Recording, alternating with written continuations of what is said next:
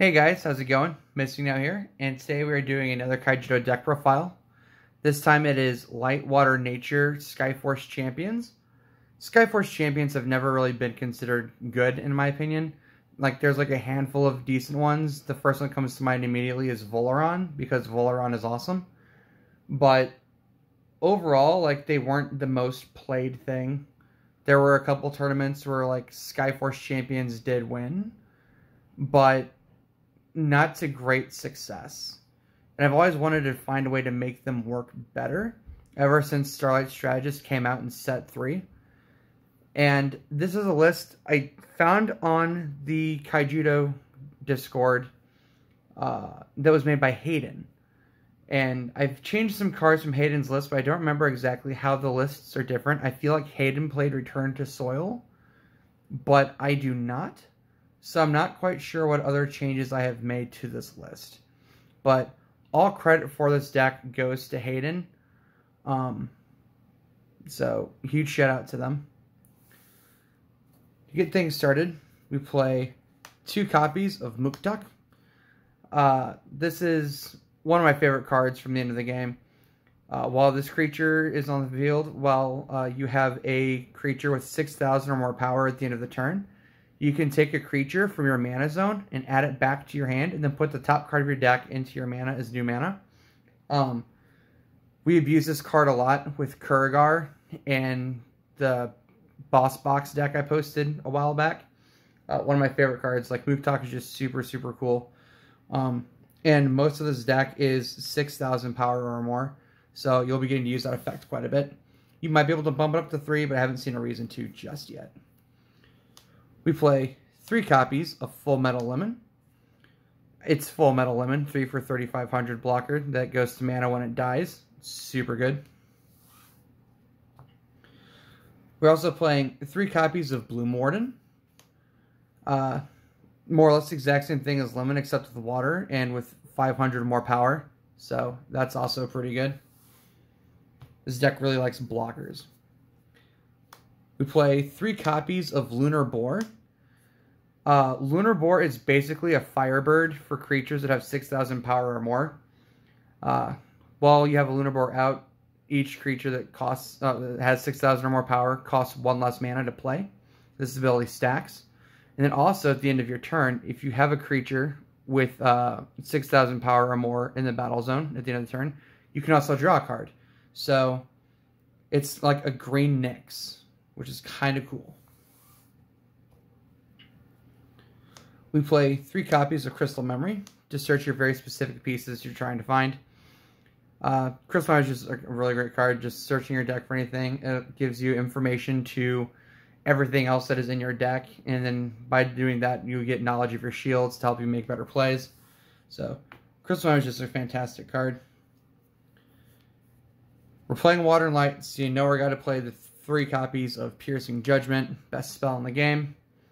Bounce a thing, tap a thing, costs 4, costs free if it's a Shield Blast, so you really can't go wrong with this card. It's just absolutely amazing.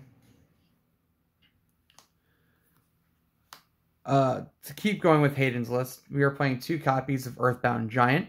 This is a 5 for 5,000 Colossus creature, and every time your opponent plays a mana, you can put the top card of your deck into your mana. So you just get a lot more mana ramp going. A good reason for why we're playing so much mana ramp for this deck is a lot of your cards that you're trying to play do cost 6 or more to play.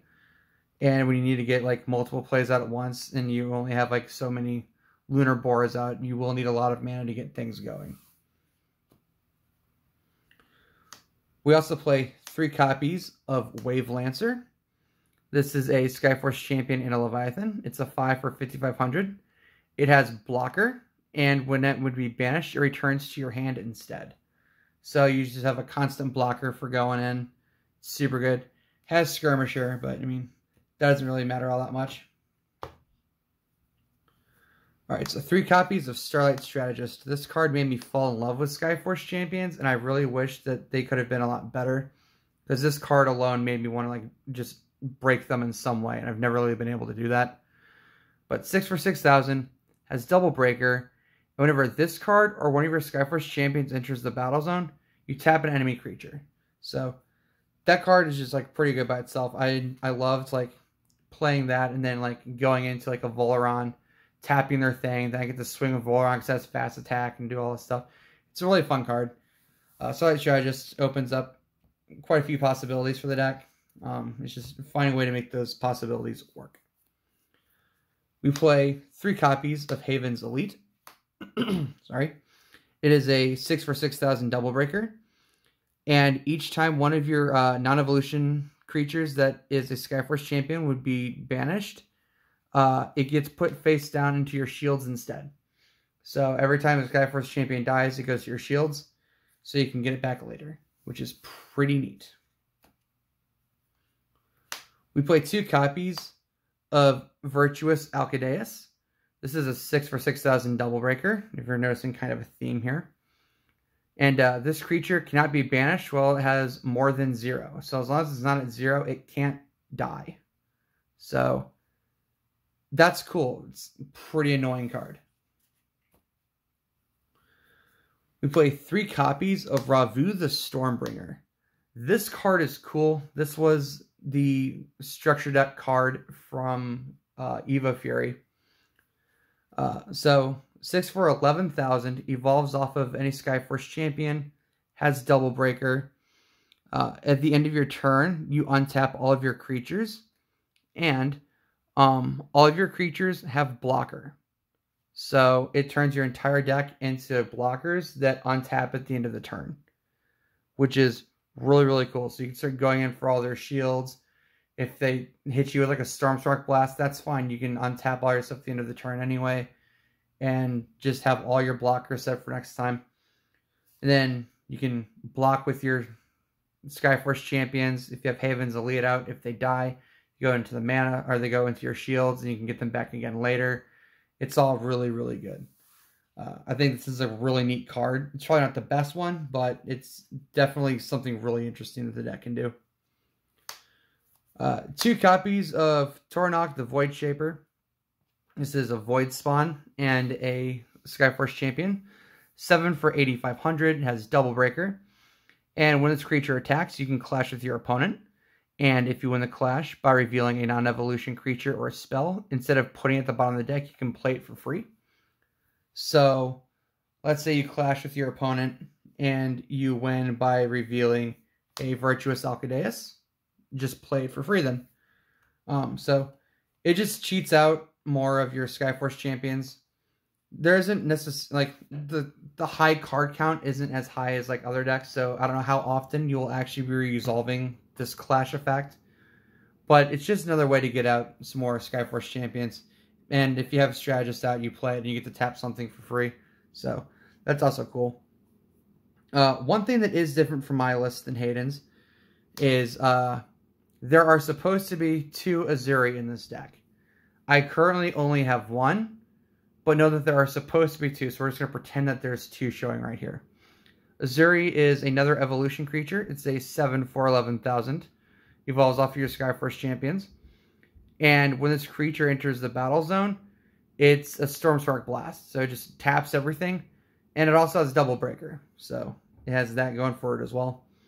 I could have sworn I had more of this, but I was mistaking it for General Dorzim because all of the Skyforce champions pretty much look the same. But yeah, 2 Azuri is a definite must for this deck, I feel. It's really, really good. We play 3 copies of Root Trap because just some nice removal. We don't play Dark, so we can't play Terror Pit, but Root Trap is the next best thing in my opinion. Root Trap is just really, really good. And the last card we play is 2 copies of Caius of Cloud Legion. I kind of want to put this card to 3, but I don't know how necessary that would actually be. I just really like seeing it, but then again, that's also going to play Crystal Memory. Caius is an 8 for 9,000 double breaker that has the ability to make it so all of your creatures that are light in your shield zone have Shield Blast, which is crazy. So, like, if you have Caius out and they break your Azuri, you can just Shield Blast, evolve your Azuri on top of the Caius, and then Stormspark their entire field down, which is nuts. You can do the same thing by evolving like anything into Ravu, and then turning the rest of your guys into blockers, and then they just all untap at the end of the turn. It's really, really good. And then comboing that up with things like Haven's Elite, everything dies, it goes to your shields, and then since they're all on your shields, when they break them again with Caius, everything comes right back out and just keeps going like that. In theory, it all sounds really, really good. I've gotten it to go off quite a few times before, and it's really fun. I really like how Hayden went around and building this deck. Like I said, I made some changes, but I'm not entirely sure what all I have done. So I don't know if I made it better, if I made it worse. Maybe it's just about as good as it was before, but that is the deck. So what do you guys think? I think this deck is pretty cool. It was definitely cool seeing someone else's take on how to build Skyforce Champions. And I think that this is probably my favorite version of Skyforce Champions that I have seen so far. I've seen some previous lists. There's like one that got like top 4 at a tournament. It was like some KMC somewhere, I think. And I think first place ended up being like Shadow Champions, which is also a deck that, as far as I know, I very well could be wrong. I didn't see that much success either. But yeah, this deck is super cool. What would you guys do to it? Would you guys add different Skyforce Champions? Do you like Skyforce Champions at all? Let me know what you guys think down below, and I will catch you guys later for more Kaijudo content in the future.